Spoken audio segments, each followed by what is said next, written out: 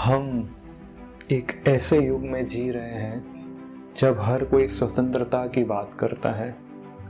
बच्चे माता पिता से स्वतंत्रता चाहते हैं, लड़के और लड़कियां फ्रीली मिक्स होना चाहते हैं। लोग सब कुछ स्वतंत्रता रूप से करना चाहते हैं, बस खाना पीना और मौज करना। कुछ मना मत करो, ये मत करो, ऐसा मत करो। उन्हें टीचर कुछ कहे तो पसंद नहीं, उन्हें माता पिता कुछ कहे तो पसंद नहीं, उन्हें कोई कुछ नहीं कहे, बस यही वह चाहते हैं, जो अच्छा लगे वो करें। लेकिन इस तरह की तथाकथित स्वतंत्रता का क्या परिणाम होता है? ये देखिए, एक गली का कुत्ता, इसके पास कोई स्वामी नहीं है। वह सोचता है कि मैं अब स्वतंत्र हूं, मैं जो चाहे कर सकता हूं। लेकिन अक्सर वो कहीं ठोकर खा रहा होता है, कहीं चोट लग गई होती है और घाव को भरने के लिए कोई नहीं होता, और कभी कभी तो कोई उसे उठाकर ले जाता है और मार देता है। दूसरा, इस कुत्ते को देखिए, जिसके पास एक मालिक है जो एक सुरक्षा के तहत में रखा गया है। वह हमेशा बहुत शांत रहता है, और कभी कभी तो आप देखते हैं ऐसे कुत्ते महंगी कार में घूमते हैं, चश्मा लगाकर खिड़की से बाहर झांकते हैं। इसी तरह हमारे जीवन में भी हम सभी को एक मास्टर या गुरु की आवश्यकता होती है। लेकिन किसे हम अपना गुरु बनाएं? क्योंकि इस दुनिया में हर कोई हमें धोखा दे रहा है। हमारे शास्त्र बताते हैं, कृष्णम वंदे जगत गुरु। ऐसा कहा जाता है कि भगवान कृष्ण पूरे ब्रह्मांड के लिए जगत गुरु है, और अन्य सभी गुरुओं को भगवान कृष्ण के द्वारा अर्जुन को दिए गए संदेश का प्रतिनिधित्व करना चाहिए, क्योंकि भगवान कृष्ण चाहते हैं कि उनका संदेश हम में से हर एक को मिले।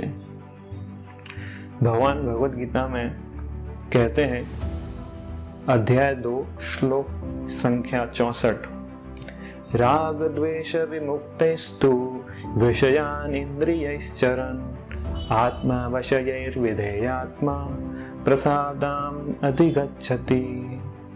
किंतु समस्त राग तथा द्वेष से मुक्त एवं अपनी इंद्रियों को संयम द्वारा वश में करने में समर्थ व्यक्ति भगवान की पूर्ण कृपा प्राप्त कर सकता है।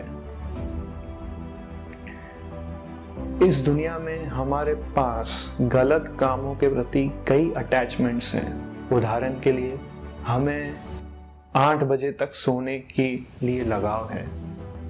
उस आसक्ति को छोड़ना है, कृष्णा कहते हैं।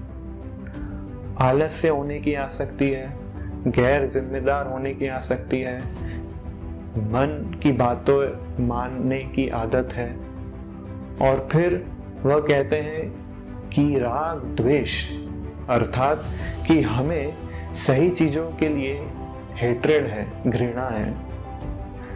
कोई आपको भगवद गीता पढ़ने, कक्षाओं में आने, हरे कृष्ण का जप करने, शुद्ध जीवन जीने के लिए कहता है, तो मन कहता है नहीं नहीं नहीं नहीं। चलो सुबह जल्दी उठो, मन कहेगा नहीं नहीं नहीं, बहुत ठंड है, मुझे सोने दो। तो इस तरह से हम देखते हैं कि सही चीजों के लिए मन में घृणा है, गलत चीजों के लिए मन में आसक्ति है। कृष्णा कहते हैं, इसे छोड़ दो, गलत चीजों के लिए लगाव छोड़ दो और सही चीजों के लिए लगाव रखो। फिर वो कहते हैं, कृष्ण कहते हैं कि यदि हम इतना करते हैं तो हमें प्रसाद मिलेगा। प्रसाद? जी हाँ, प्रसाद यानी प्रभु की कृपा। तो इससे क्या होगा? अगले श्लोक में, दूसरा अध्याय श्लोक संख्या 65 में भगवान कहते हैं, प्रसादे सर्व दुखानां हानिर अस्योपजायते प्रसन्न चेतसो य आशु बुद्धि पर्यवतिष्ठते। इस प्रकार कृष्ण भावनामृत में तुष्ट व्यक्ति के लिए संसार के तीनों ताप नष्ट हो जाते हैं और ऐसी तुष्ट चेतना होने पर उसकी बुद्धि शीघ्र ही स्थिर हो जाती है। कहते हैं श्लोक में भगवान, प्रसादे सर्व दुखानाम हानिर, कि ये कृपा प्राप्त करने से सर्व दुख हानिर, सारे दुख नष्ट हो जाएंगे। और प्रसन्न चेतसो, हमारी चेतना प्रसन्न हो जाएगी। बुद्धि पर्यवतिष्ठते, और बुद्धि शीघ्र स्थित हो जाएगी, स्थिर हो जाएगी। और अगर हम इससे पालन नहीं करेंगे तो क्या होगा?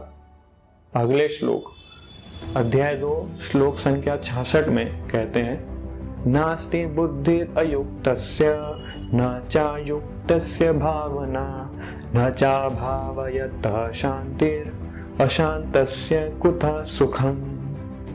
जो कृष्णा भावनामृत में परमेश्वर से संबंधित नहीं है, उसकी न तो बुद्धि दिव्य होती है और न ही मन स्थिर होता है, जिसके बिना शांति की कोई संभावना नहीं है। शांति के बिना सुख हो भी कैसे सकता है? कृष्णा अर्जुन से कह रहे हैं, आपकी सभी इंद्रियों को एंगेजमेंट्स की आवश्यकता है, लेकिन पॉजिटिव स्पिरिचुअल एंगेजमेंट्स। और मन और इंद्रियों को गलत दिशा में बहने ना दें। तो इसका मतलब यह है कि हमें अपने जीवन में रेगुलेटिव प्रिंसिपल्स यानी कि नियामक सिद्धांतों का पालन करना होगा, जो अल्टीमेटली हमें स्वतंत्रता की ओर ले जाएगा। जैसे अगर आप कोई इंजीनियरिंग का कोर्स करते हैं, 4 साल का मेहनत करते हैं और अंत में आपको एक सर्टिफिकेट मिलता है जो आपको नौकरी देता है, आपको अच्छी सैलरी मिलती है, आपका भविष्य उज्जवल बनता है। लेकिन ये 4 साल में आपको कई परीक्षाएं देनी पड़ेगी, बहुत मेहनत करना पड़ेगा, आपकी मनपसंद चीज़ों को त्यागना पड़ेगा। ये थोड़ा पेनफुल है, लेकिन जैसा कहते हैं, नो पेन नो गेन।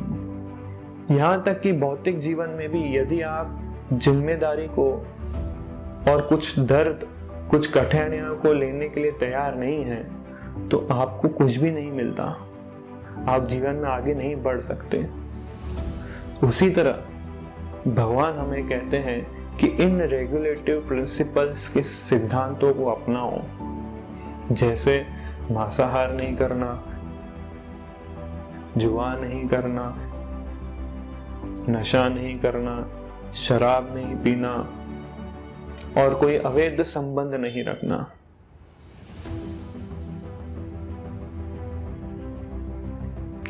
तो आप में से कुछ लोग नॉन वेजिटेरियन होंगे, कुछ स्मोकिंग करते होंगे, कुछ लड़के लड़कियां फ्रीली मिक्स होते हैं। सो हमें अपने मन और इंद्रियों को इन दिशाओं में बहने से रोकना है। One is to withdraw his mind and senses. शुरुआत में थोड़ा मुश्किल हो सकता है, लेकिन ये असंभव नहीं है। और ये रेगुलेशन किस प्रकार का है? जैसे एक गैस सिलेंडर में एक रेगुलेटर होता है। बिना रेगुलेटर के अगर आप इस सिलेंडर को यूज करेंगे तो विस्फोट हो सकता है। रेगुलेटर जरूरी है। उसी तरह से हम अपनी स्वतंत्रता को, अपनी फ्रीडम को रेगुलेट करने के लिए भगवान श्री कृष्ण कहते हैं। जैसे कि हमारे शास्त्र बताते हैं, ऐसा नहीं कहते हैं कि आप कुछ मत खाओ, मुंह बंद कर दो, भूखे मरो, नहीं। ये कहते हैं आप नॉनवेज मत खाओ, महाप्रसाद खाओ, आप शराब मत पियो, चरणामृत पियो। तो सभी बुरी चीजों के लिए एक विकल्प है। इस तरह हम एक हायर प्रिंसिपल्स दे रहे हैं और आपको लोअर प्रिंसिपल्स को छोड़ने के लिए कह रहे हैं।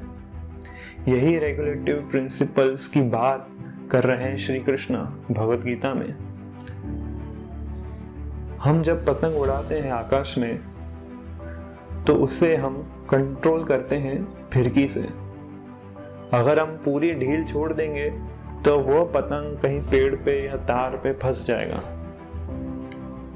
कुछ संयम की आवश्यकता तो है ही। यहां तक कि सिंगर्स भी आइसक्रीम को खाना बंद कर देते हैं क्योंकि उन्हें अपने आवाज को मधुर रखना है। इसलिए हर कोई इस दुनिया में आपको संयमित करता है कुछ भौतिक लक्ष्य को प्राप्त करने के लिए। इसी प्रकार से श्री कृष्ण हमें भौतिक और आध्यात्मिक लक्ष्य को प्राप्त करने के लिए इस रेगुलेटिव प्रिंसिपल्स ऑफ फ्रीडम दे रहे हैं। और इससे पालन करने से क्या होगा? अंततः हम स्वतंत्र रहेंगे, हम खुश रहेंगे।